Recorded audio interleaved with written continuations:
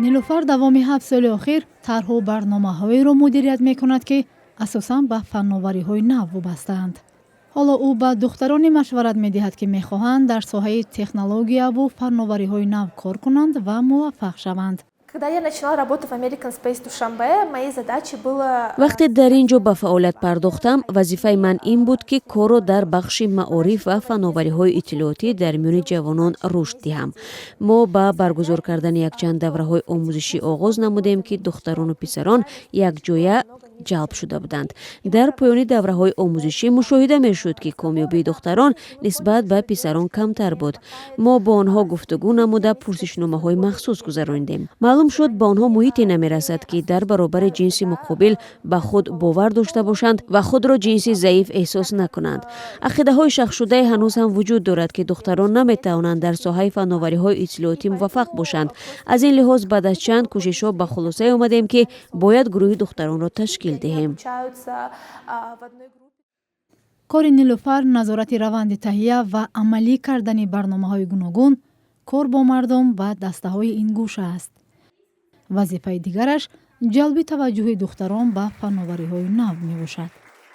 با راهنمایی او چند از بانوان هم در برنامه آموزشی سفارت آمریکا با نام تک وومن اشتراک کردند.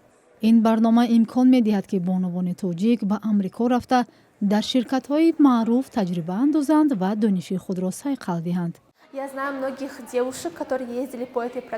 من بسیاری از دختران را می‌دانم که با این برنامه سفر کردند. در حقیقت هم بعد بازگشت زندگی آنها تغییر یافت. آنها در شرکت‌های معروف به مثل توییتر و لینکدین و غیرها تجربه آموزی کردند. اگر به آمار نگریم بیشتری آنها در کارشان خیلی موفق شدند. جهان بینیشان هم وسیع گردید. بعضی آنها در خارج از تاجیکستان کار می‌کنند. возвращению домой девочки намного амбициозны, они намного шире смотрят на мир. چند قبل نمایندگان این برنامه آموزشی آمریکایی به دوشنبه آمدند و با فرا گرفتن دختران در برنامه‌های فناوری‌های نوین آشنا شدند.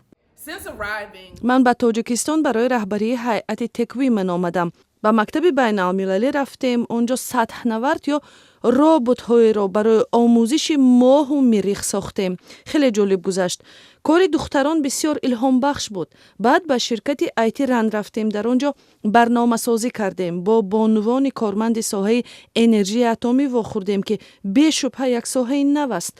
ما اینچنین در ساحه تکنولوژی‌های اطلاعاتی بعضی کارها را انجام دادیم. نقشه های زیاده داریم و امیدواریم که همه شما میتوانید با ما همراه شوید. برنامه آموزشی تک وومن از سال 2015 در تاجیکستان فعال بوده. حالا بیشتر از 46 نفر بانوان ختم کرده این برنامه هستند. این بانوان اساساً در ساحه علم، تکنولوژیا، مهندسی و ریاضیات کار و فعالیت دارند.